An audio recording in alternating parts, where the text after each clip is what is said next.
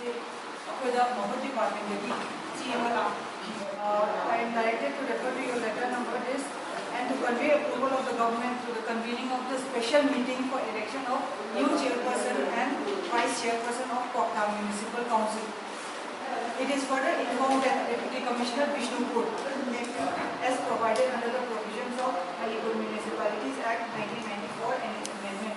Atai matandali kanuna to usi awi party AS develop to usi yaw.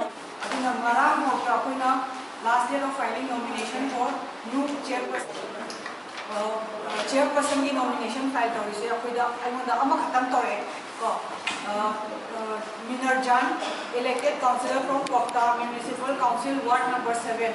Only she submitted her nomination paper till 3 p.m. yesterday. Aduna matonda mami अमा खत्म ना submit हो रहा बनी ना अकोइना मासी contest लेत्रे ने लाओ uncontested ने लाओ uncontested in Laura Gamasi, she will be duly elected chairperson of Kokta Municipal Council uncontested.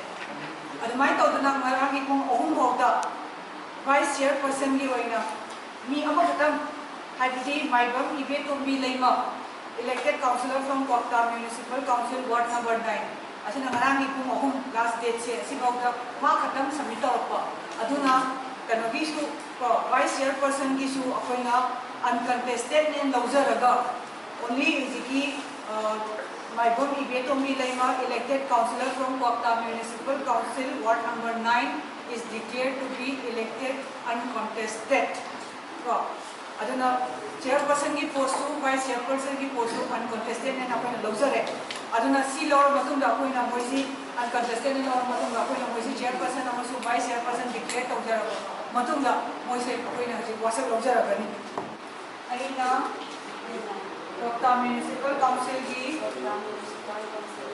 हल्ला chairperson अमा ओइना ईश्वर की मींदा वासक चरी मधुदी अइना भारत की संविधान अमसुम मसी की मखादा सेंदोकबा आयंगाना सच्चगनी अमसुम अइना अइगी इथौ उचेल सेना अमसुम मिचम मिखाई नाइदना अंथोक सगली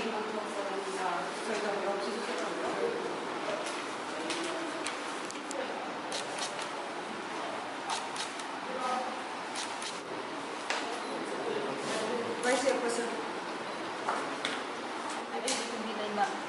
Aina Kokta Municipal Council की खल्लबा Vice Chairperson अमा ओइना ईश्वर की मींदा वसक चरी मधुदी अइना भारत की संविधान अमसुम मसी की मखादा सेंदोकबा आयंगाना सच्चगनी अमसुम अइना अइगी इथौ उचेल सेना अमसुम मिचम मिखाई नाइदना अंथोक सगनी सोइतबियो शिदसु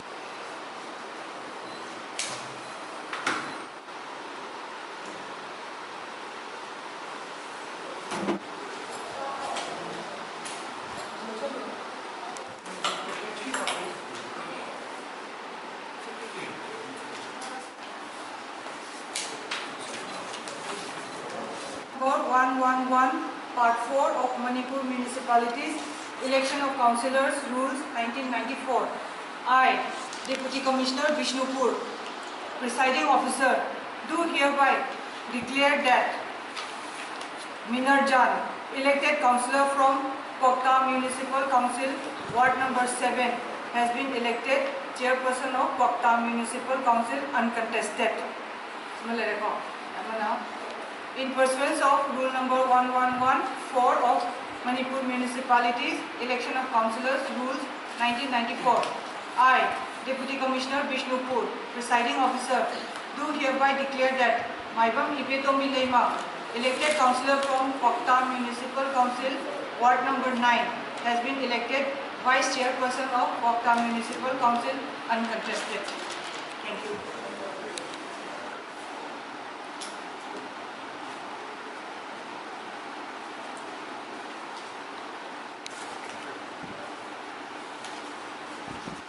क्वाक्ता म्युनिसिपल काउंसिल की चेयरपर्सन अमसुंग वाइस चेयरपर्सन खनबगी मीटिंग नि सिगी खलिबा मीटिंग असी अखोइदा सेक्रेटरीट माहूर department deputy commissioner Bishnupur presiding officer ओइना पांथोकदब मीटिंग नि हाइबिरकपदगी ताकबिरकपदगी अखोइ ngasi पांथोकजबनी अदुना ngarang gi pung ahum sina last date oiba akoina nomination receive tawbada ngarang bauta akoina chairperson gi nomination ama khatang receive tawjagi haibadi Srimati Minarjan councillor ward number 7 asidang nomination file tawraki aduna ma matomda nomination file tawrabanina akoina mase uncontested oina declare tawjaraga ngasi huji wasak lojagre magi adumain tawduna ngarang gi pung ahum bauta vice chairperson की ओइना सुपनतगी nomination मी अमा खतंगना file तौरखी हाइबदी श्रीमती इबेतोंबी लेमा councillor ward number 9 अदुना मा मतोमदा फाइल तौरबनिना अखोइना मासु अनकंटेस्टेड ने लौजरगा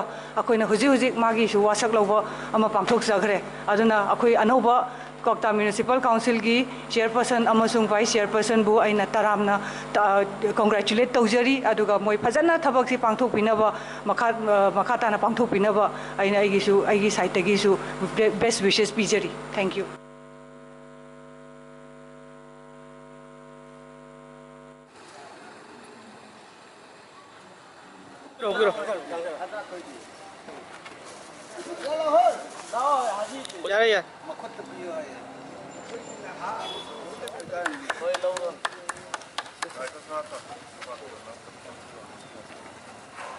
चेयरपर्सन खनबसे करी फाउबी यामना हराउबा नुंगाइबा फावे क्वाक्ता म्युनिसिपल काउंसिल की चेयरपर्सन ओइना खनबीबसे आइगी दमक क्वाक्ता म्युनिसिपल काउंसिल की councillor Singh social worker Singh अमदी मोइरांग केंद्र की ऑनरेबल MLA सारपी सरचंद्र अमदी सोशल वर्कर सिंह पुन्ना आइगिदमक सपोर्ट तौबिरग ngasi चेयरपर्सन की मिंथोल फंगजबसे हाइंगाइ लेतना थगसबगा म्युनिसिपल सोथदना लैरिबा डेवलपमेंट दा अवनबा पुरक नंगाइगिदमक मोइरांग केंद्र की ऑनरेबल MLA अमदी क्वाक्ता म्युनिसिपल काउंसिल की काउंसिलर सिंगा तानजरगा डेवलपमेंट दा अवनबा पुरक जगे हाइना खनजे थैंक यू